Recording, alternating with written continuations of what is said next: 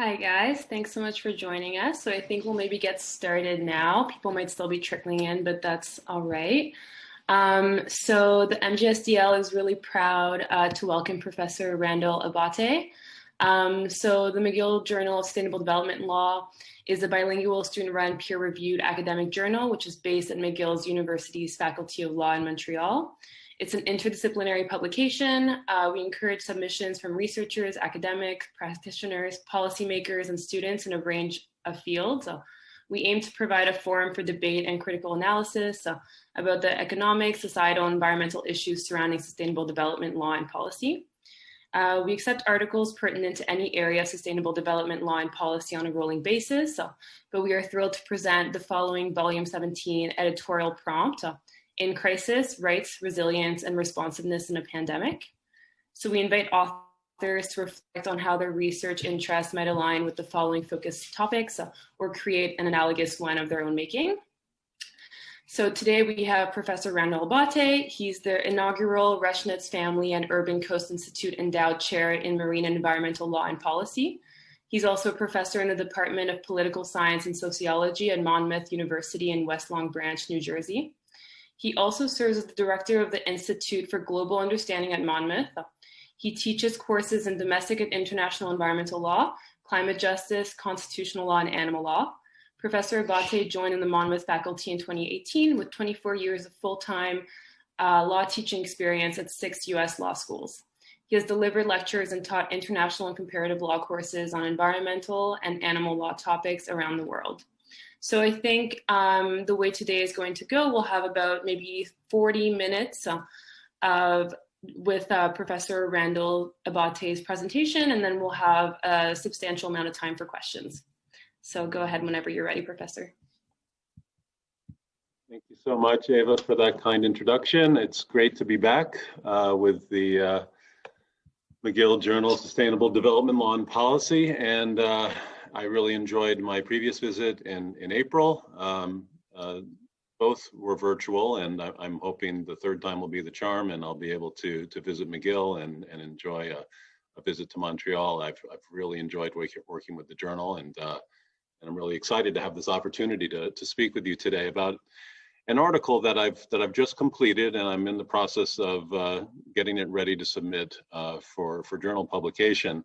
It's very much aligned with where my teaching and scholarship have been for the past 5 to 10 years, looking at the intersection of environmental law and animal law generally, and with a focus on climate change, climate justice issues, and also a focus on litigation as a tool to promote change in the field of climate regulation, particularly in the US, but also globally. So I'm always very interested to speak to an audience that has many outside the US, because I really appreciate that non-US perspective when I get a little trapped in my US thinking bubble. So I want to give you a sense of what the focus of the presentation is, and I'm absolutely going to cut myself off at 40. Please remind me if I don't. The concept of Anthropocene accountability litigation is a term that I coined, so I owe it to you to explain what I mean by this. I also want to have just a sense of where the presentation goes from this notion of this litigation and who it's targeting, who I've labeled common enemies, how the federal government in the US has made this problem worse beyond the impacts that these two industries have with respect to climate change and other societal impacts, US as an enabler, and then we'll take a brief look at some of these lawsuits against both industries that have been underway in the US. And then I want to spend some time talking about how we can move forward and build on some opportunities to connect these efforts more effectively as a leverage point for enhanced climate regulation, with the understanding that these two industries are in many ways two sides of the same coin, that they impose such a massive climate change impact, and they're largely immune from regulation, and that there need to be creative ways of leveraging opportunities to make them accountable for the harm that they're causing, and certainly pay their fair share for the damage that they're causing. So this idea of Anthropocene accountability is a term that I'm using because where we are for the past 2 decades is known as the Anthropocene era, and it's essentially where humans have become a force of nature in their own right, that they are causing such extensive damage to the earth and its ecosystems that we are in effect a force of nature that is really by definition out of control, and government is in place to try to reel in the way that we harm the natural world. But in many ways, the government efforts have lacked ambition, and certainly the private sector is not going to take it upon themselves to say, geez, it looks like we're doing too much harm. Maybe we should reduce our profits and protect the natural world a bit more. So litigation has been a great tool to promote accountability when the government isn't doing it well enough and the private sector just continues to proceed in reckless disregard of the harm that it's causing. So the line of cases that I'm referring to as Anthropocene accountability litigation, I'm going to be focusing on climate change realities, but it's broader than that. It's essentially ways of looking at how litigation can promote government and private sector accountability. So we start for my presentation from the premise that traditional climate regulation in the US and elsewhere is fundamentally insufficient, whether we're talking about international, federal, state. There are variations on a theme, but the world needs to do a better job. But in particular, the US is the ultimate climate laggard, and the efforts at the governmental level have been terribly disappointing. And so these lawsuits are meant to be bifurcated in the sense that some are seeking for governmental entities to raise their regulatory ambition, and others are seeking to target the private sector to make them accountable and pay their fair share for the damages that they're causing. So, like I said, climate change is the focus of my presentation, but there are other contexts as well with this approach through the courts. So I use this common enemies reference point for the fossil fuel industry and for the industrial animal agriculture industry, and how both of these industries are really in many ways the biggest impediments on the path toward a just transition in moving away from our reliance on fossil fuels and industrial animal agriculture because of the massive acceleration of the climate change crisis that both of these industries cause. Now, this paper and presentation really isn't about the nuts and bolts of what a just transition entails. That may be the next paper, but it's certainly kind of the goal anyway of where I'd like to see these efforts move us closer toward, because we're not getting there fast enough. So in thinking about these industries together, and I think this is in many ways one of the primary goals of this paper and talk, is that a lot of people don't think about fossil fuel industry and industrial animal agriculture as these evil twins of climate destruction. Certainly the fossil fuel industry is the one that comes to mind for most people. Often when we think of the harms of industrial animal agriculture, a lot of that is on more traditional forms of pollution, water pollution, land-based pollution, harms to affected communities, and also harm to animals. That's certainly a focus for the animal rights and welfare movement. So putting them together is the first goal. And the second goal is to highlight the fact that they're very much alike in that they are both best friends of the federal government. They benefit from regulatory gaps and exclusions that I'll talk more about in a moment, and also subsidies. So basically it's adding insult to injury. In other words, you've got industries that are doing massive harm, and then the government is helping them do that harm more effectively. And then thirdly, to make things even worse, you've got industries that had knowledge of how harmful their activities were and just proceeded with business as usual, and were still actively campaigned to insulate themselves from regulation to the best of their ability. So on the fossil fuel side, it took the form of climate denial science, which thrives to this day in the U.S., casting doubt on the certainty of what the climate scientists are telling us that is nearly certain in terms of the need to regulate, and very quickly. And then on the animal agriculture side, the right to farm laws that are essentially limiting affected neighboring landowners from bringing nuisance and trespass suits against these massive factory farm operations that are essentially rendering their home, their properties, and their lifestyles utterly destroyed. So the U.S. government, a little more detail now in its role as enabler in chief. And I want to stress that as much as an environmental nightmare as the Trump administration has been, it's important to remember in the U.S. that we've been bad for a long time on climate change. It doesn't matter whether we had a Democrat or a Republican administration running the show, we have grossly underachieved in climate regulation. So the Trump administration is our lowest point for sure on that in that regard, but certainly it's been a track record of the US and not a partisan issue. So these are just some examples of the Trump administration's effort to make us as disengaged as possible from recognizing the impacts of the fossil fuel industry and the need to regulate them more effectively. The Obama administration had made one positive step with the Clean Power Plan, and even that was too little too late, and it got erased under the Trump administration.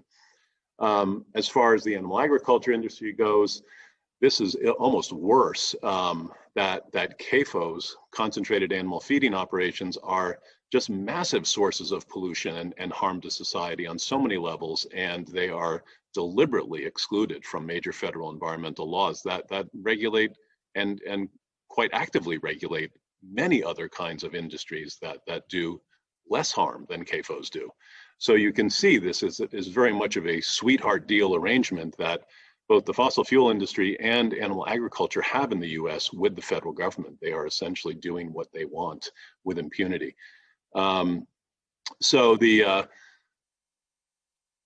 one of the aspects of my article that I won't get into as much detail today because it's more technical is that the EPA absolutely has the authority to regulate CAFOs as they should be regulated as major stationary sources of greenhouse gas emissions. And the EPA has just refrained from exercising that authority.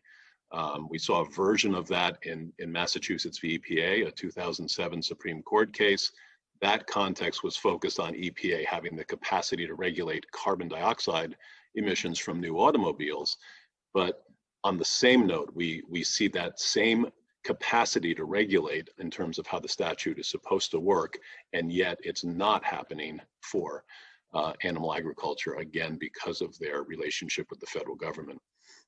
And the federal subsidies are just shocking. I mean, we're talking about a major recession that COVID is causing, and these industries are drowning in federal support to do what they do to make their harms worse. In fact, the Trump administration made an effort to prop them up once COVID was hurting both industries in 2020. So 20 billion, 38 billion, just devastating numbers when you think about the way that degree of funding can be applied productively if we were talking about changing the focus of how the federal government approaches these industries. And so the suits, not surprisingly, have exploded in the face of this reality. This is a new effort that has been a product of the evolution of climate justice litigation over the past few decades in the US. And that's a long story that I don't have the time to go into, but I'll give you just a brief sense of one aspect of it in a moment. So we've got these lawsuits that are being filed by governmental entities, states, counties, cities, against variations on this common pool of defendants, major multinational fossil fuel companies. It's a relatively short list when you think about the global harm that they're doing. And it's very commonly listing the defendants you might expect. Exxon and Chevron and Shell and BP and so forth. So one local official, I think, said it best in terms of how these cases, one way these cases are different from the climate justice line of cases that preceded it. It is about the knowledge that these industries had about how harmful climate change impacts were, how their industries were significantly contributing to that harm, and how they did the best they could to withhold that information from the public, to dilute the impact of that information, and essentially deliberately mislead the public about it. And so that's a pretty significant indictment against these industries. Just that aspect alone is very significant in the cases being successful, but there's much more to it. And very significant victories just this year in 4 different federal circuit courts. So the industry is very good, just like the federal government is very good about using every trick in the book through the court system to find ways to get these suits out of court that are seeking to make them accountable in the private sector domain, or to raise the ambition of the regulation for the government. So this effort in the industry defendant domain of these cases, they sought to have these cases that were filed in state court removed to federal court. And that effort was done with very good lawyering behind it, which was, there was a previous line of cases that had been dismissed in federal court based on a rationale called federal displacement that I'll describe more in a moment. But the good news for these plaintiffs, the states, counties, and cities, is that these federal circuit courts have determined that these cases belong in state court, which makes them much more likely to succeed. They're not going to encounter that federal displacement obstacle if they remain in state court. So here's just a quick 5 reasons why these cases, I think, are going to be successful. When we compare it to previous cases against the private sector, one of those cases was called the American Electric Power case in the US, and this was early 2000s. And in that case, it was a lawsuit against the top handful of power companies that were contributing to a significant component of emissions in the US. These cases are targeting a group of defendants that a very short list, certainly not 88 companies long, but globally, there are only 88 companies that are accounting for 2/3 of global global carbon emissions. So that is really significant. When you're targeting a group of defendants that is so significantly contributing to this global problem, that's a good leverage point for success.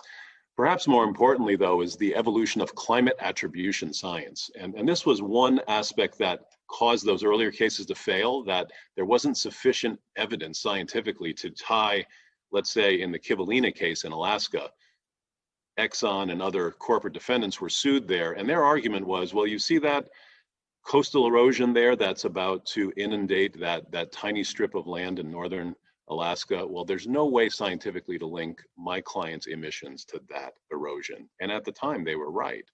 But climate attribution science has now strengthened the link between individual actors' contributions to climate change and the relationship from those emissions to localized weather impacts. So that has been very powerful in these cases. And again, the reference that I made earlier, how much the fossil fuel industry knew and deceived the public with that knowledge is shocking and very potent as a tool in this litigation. The federal displacement point that I mentioned earlier is the idea that the Clean Air Act exists to address climate change regulation if the US chooses to use it as such. And this previous line of cases was brought under federal common law. And essentially it was seeking to do an end run around the Clean Air Act and try to get another way of getting relief for climate change by not going through the Clean Air Act. And that was called federal displacement. The courts concluded that those suits could not proceed because they need to go, relief for climate change needs to be pursued through the Clean Air Act. So that obstruction is not at issue in these cases to the extent they remain in state court, which is another piece of good news. And then finally, some of those other cases in the early 2000s were dismissed on standing grounds because they were brought by entities that were not government entities themselves, but all of these cases right now are being brought by governmental entities, and they will not be dismissed for that standing ground, thanks to the Massachusetts v. EPA case. So in terms of the factory farm cases, these are a little bit different, and part of my article is arguing that they ought to be more like the cases against the fossil fuel industry.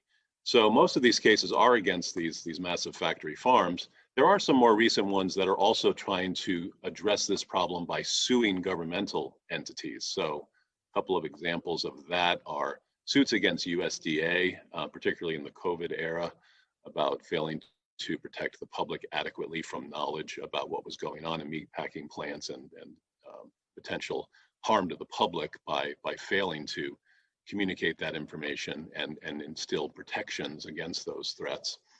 And then another one was currently underway is regarding NEPA, the National Environmental Policy Act, and essentially eroding all the ways in which NEPA could hold these facilities in check in terms of the environmental impacts that they have and be subject to NEPA's environmental review requirements. So all of those cases are going on now, just multiple hands on deck to try to restrain the impacts that CAFOs are having. But these are typically about public nuisance, as you might expect. These massive industrial animal agriculture facilities, just my heart bleeds for the people who live anywhere near these facilities in terms of the impacts to their lives, their health, their environment, and their way of life. In terms of the marginalized communities, there's been a lot more attention from an environmental justice lens, similarly to the 1980s when environmental justice emerged. These facilities have a way of migrating toward politically disempowered communities and economically disempowered communities, just like heavy industry and medical waste incinerators found their ways to low-income and minority communities, and that was challenged when the environmental justice movement launched itself. So a new line of cases, again, somewhat related to COVID, but also earlier than that, involves the impacts to animals, and that's always been the focus of the animal welfare and rights efforts. And the workers in these facilities are just absolutely in harm's way and in a devastating way. So one major obstacle, we already talked about the how these CAFO facilities are insulated from environmental protection laws. One major obstacle to holding them accountable through these litigation efforts are right to farm laws. These are efforts where if you live near one of these major facilities, you are deprived of the opportunity to sue them for nuisance. And that is, the argument is that amounts to a taking of your property if you're not allowed to hold that entity in check in terms of if it amounts to a nuisance. So that is currently on appeal to the U.S. Supreme Court. And my one piece of analysis that I'd go into more detail in the paper is that these suits are really a lost opportunity. When you think about what the goal of climate accountability, well, these Anthropocene accountability cases are all about, it is about finding a way to do something that the federal government is not doing well enough. And a gaping hole is how methane is such a significant impact from these facilities, and there is just not any kind of federal regulation of methane emissions from factory farms. So that is one area on a public nuisance theory under state law where these cases may gain some traction if they are filed.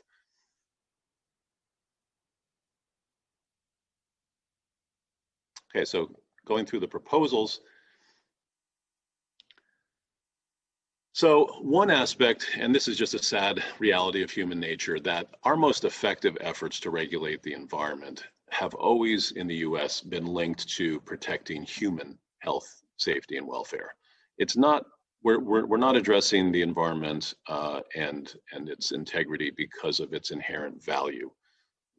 When we look at the 1970s and the boom in federal environmental regulation in the US, all of those laws, Clean Air Act, Clean Water Act, hazardous waste laws, they were all driven by an interest in protecting ourselves from ourselves. And that's very much the Anthropocene kind of reality, that the pollution control laws were about focusing on how pollution was harmful to human health, and the science was backing that up, and therefore we needed to regulate water pollution, air pollution, land-based pollution.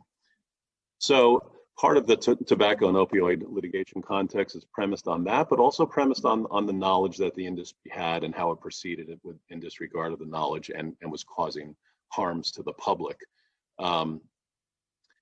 And the way that both that federal environmental litigation context and the federal environmental legislation and this litigation efforts with context that preceded the climate change reality, they're both very much focused on this public health angle, and that's absolutely something that has to unite efforts to regulate factory farms and fossil fuel industry. It's not just about protecting the environment for its own sake. It's about protecting us from a human health catastrophe. And it's absolutely economically devastating too. And that's harder to see, but the arguments are being made that business as usual is very economically harmful in the long run. The other approach that's been highly successful and needs to be a way of thinking to apply to these industries is that we have successful track records at the US level and at the international level for phasing out harmful activities that pose a grave threat to sustainability of our way of life on the planet.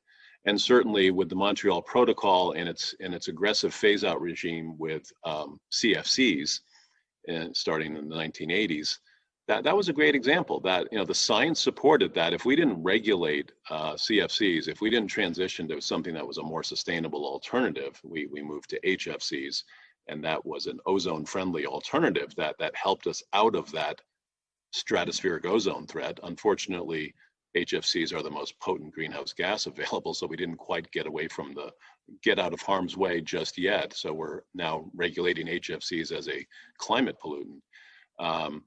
But the reality is that the international community mobilized very effectively based on that precautionary principle logic that if we don't regulate, we might be doomed in our own lifetimes.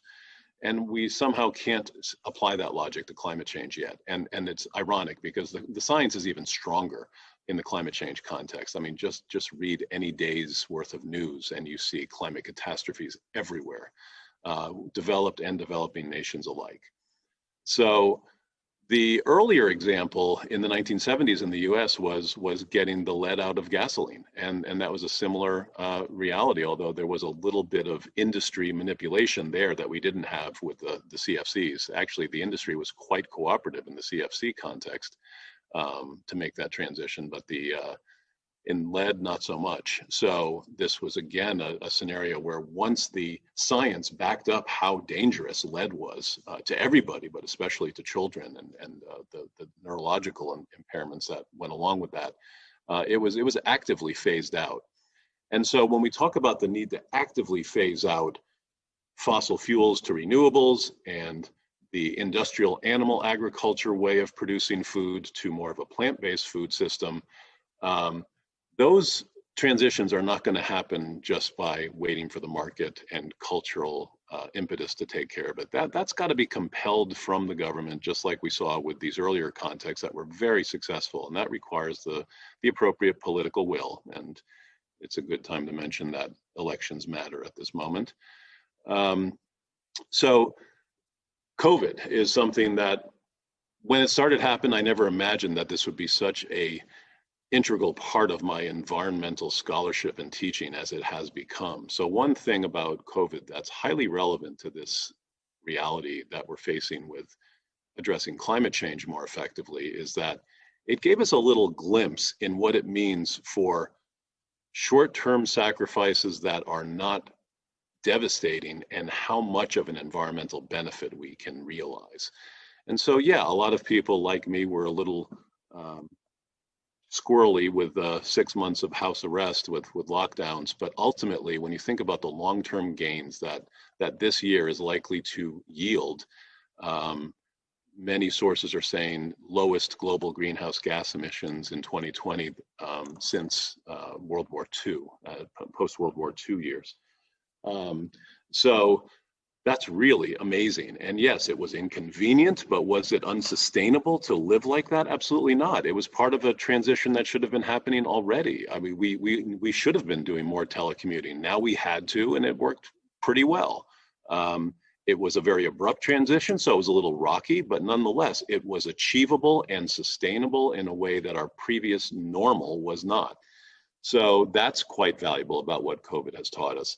Another one is just, you know, that how I try to resist cheering when someone's down, but the financial setbacks that these industries suffered are astronomical. In the span of 1 year, we're talking about billions of dollars of losses for both industries, and just an unraveling of their supply chains, and really causing them to fundamentally reevaluate what their business plan is moving forward. And this reminds me of a little period of 6 months, maybe back in like 2008 or 9, there was a disruption in the supply of gasoline to the southeastern US. It was something going on in the Gulf. It was not the BP oil spills before that.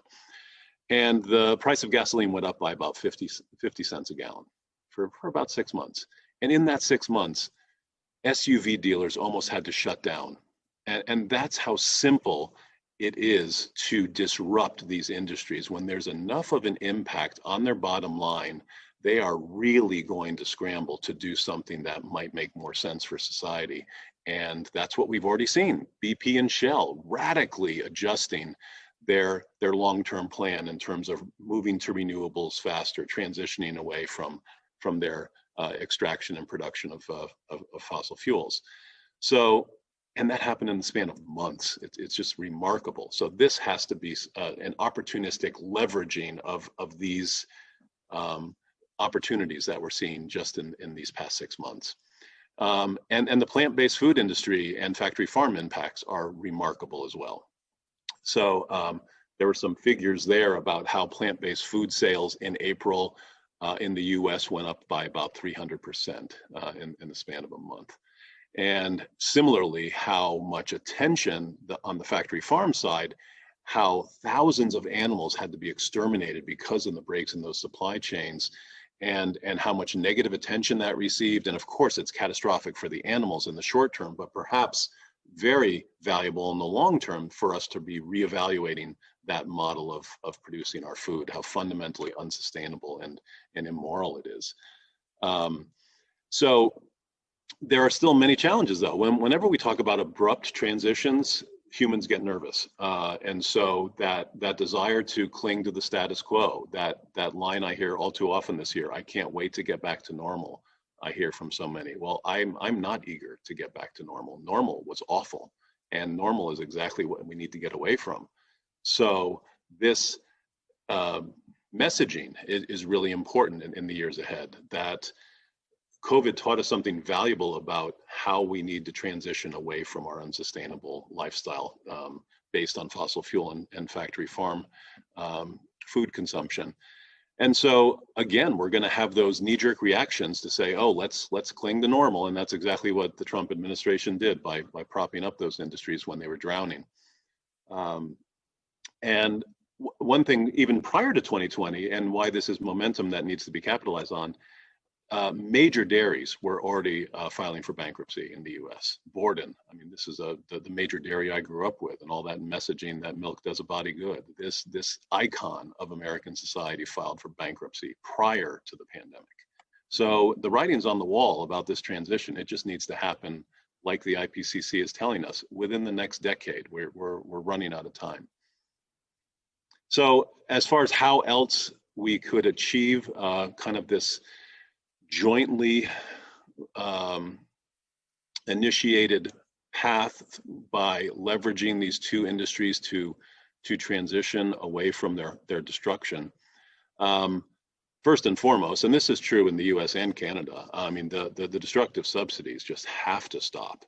And they have to be flipped on their head. And this is one example where at least Canada's starting to do the right thing. Recently in Winnipeg, there was federal financing for a plant-based meat facility in Winnipeg earlier this year. And that is not nearly the same as subsidies, but at least it's a start. We don't see anything like that in the US. We saw the Colorado governor talking about how getting plant-based meats as part of what the meat industry is doing is a nice idea, but it was nothing in the way of financing. It wasn't subsidies or anything else. So that is really a first step, and that can do so much. I mean, you saw the numbers earlier in this presentation. We're talking 20 and $38 billion of federal money supporting each of these industries per year. I mean, we could do a lot of good if we can flip that. And then just basic regulatory mechanisms, carrots and sticks that the government can use. And just one easy example that did a lot of good was a tax break for purchasing of hybrid vehicles in the US. And that's one of many examples. And carbon taxes continue to be talked about, but tax is still a four-letter word in the US. And that may not get us very far, but discussions about carbon taxes on specific products are being discussed. Again, not likely to go anywhere in the US, but that could be a very effective way of making people pay to play. If your decisions are harming the environment, how about a carbon tax on beef? You want that steak, you're ready to pay $100 for it when you go out to eat, then by all means enjoy it. But these are efforts that we've seen in other industries. The taxes on cigarettes displaced a lot of people who were even addicted to continue using that product because that was just unsustainable amount of money to continue with that bad habit. It was bad for them and bad for society. So we can do the same thing when we talk about fossil fuel and industrial animal ag. And then also the coal just transition movement is already starting. Again, Canada's ahead of the US in this regard, and it's bumpy at first, as would be expected, but nonetheless, the just transition for oil and for industrial animal ag can at least in part pattern itself on a trail that's starting to be blazed. And then, of course, we have state level efforts that are doing it right. So California is already regulating methane on dairy farms only, but this kind of effort can be scaled up to the federal level. And ultimately, we already have legislation proposed by Senator Cory Booker to phase out factory farms. At least we're thinking the right way. And the next step is we need to act consistently with what we're thinking is the right thing to do. And of course, the Green New Deal in the US is another effort where that conversation wouldn't have been possible 2 years ago. And now it's pretty much all we talk about. And we have to believe it's possible before it will be possible. So that was a very valuable development on the intersectionality of these issues, how Black Lives Matter is connected to climate change. And that wouldn't have been on the discussion table a year ago either. So, I mean, we're making significant progress, but the regulation has to stick now. It's got to move beyond just talk. And speaking of talk, I look forward to having a conversation with you about your questions and comments. Thanks very much for listening. Thank you so much, Professor, for that. Does anybody have any questions? Maybe take some time to let it sink in, but anyone feel free.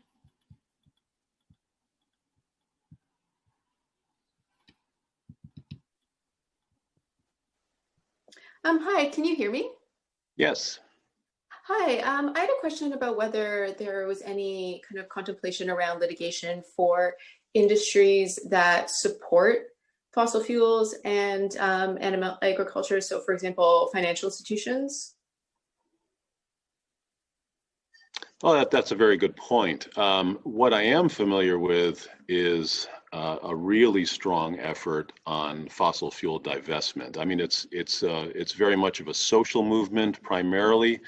You're seeing a lot of that on college campuses around the U.S. It's now starting to find its way into litigation strategy, although I wouldn't say I've seen it connected to factory farms in any way yet. I have seen that kind of investor accountability litigation connected to fossil fuels, the fossil fuel industry.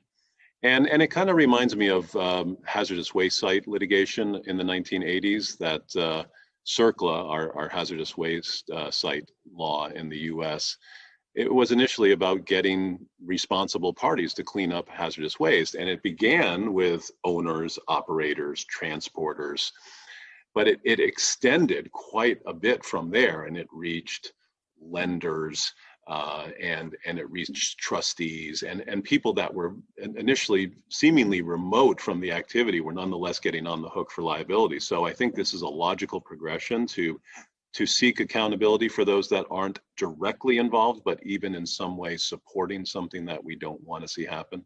So I'm very encouraged by that thinking, and I'm glad to see it is starting gradually anyway. Thank you, and thank you so much for this really interesting presentation. Thank you very much.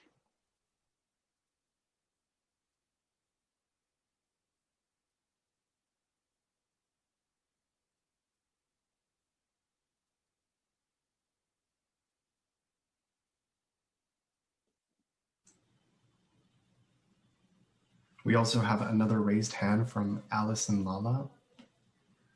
Hi. Hello. Thank you for the talk. I had a question. Since you're talking about like fossil fuel industries and the animal industry, is there also an argument to be made for climate litigation against things like the military, since they're such a big, user of fossil fuels, and they contribute a lot to pollution? Yeah, it's very good thinking. I mean, when we think about the contributors to these harms that we're talking about, whether it's climate change or environmental harms generally, the military is a massive contributor. And as you might suspect, the challenge in getting the military to be accountable is you're suing the government. There's a lot of protection built in that the government is acting to promote national security, and therefore their interest in keeping us safe is going to be trumping environmental concerns, pun intended. And so there's a lot of headway that's been made, I think in part with laws like the National Environmental Policy Act, keeping the government more accountable in terms of how it engages in assessing potential harms from its activities, but it's been a lot more difficult to really get them on the hook to be liable for their contribution. And that's something I don't see changing very soon, but I think there are creative ways of perhaps making a little bit more headway with those more procedurally focused efforts to hold them accountable a bit more than they have been. And certainly the first step in that regard is making sure that efforts like the Trump administration's current effort to loosen NEPA, that absolutely has to be reeled in to make sure that those protections are there. Because even though it's a procedural statute, it's widely regarded as one of the most effective environmental laws we have. Thank you.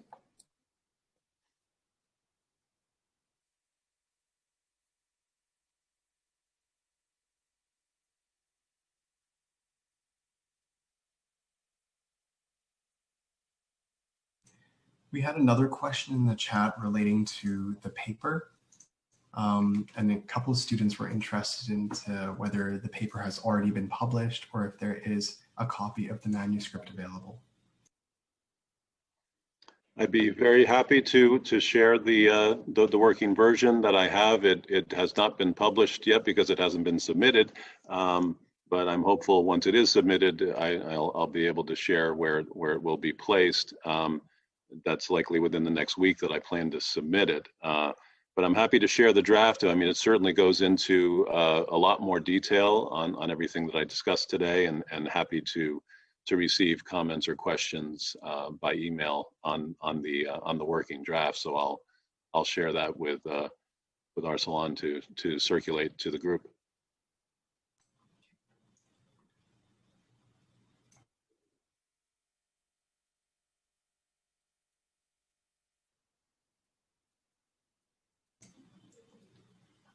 Seeing no other questions at this time, this is probably a good point for us to stop the recording.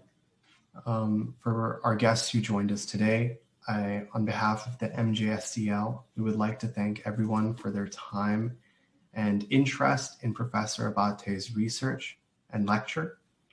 We'd also like to thank Professor Randall Abate for his time and teaching us about an important subject within environmental law and offering us a number of important climate legal strategies to develop a case or to pursue litigation within this field.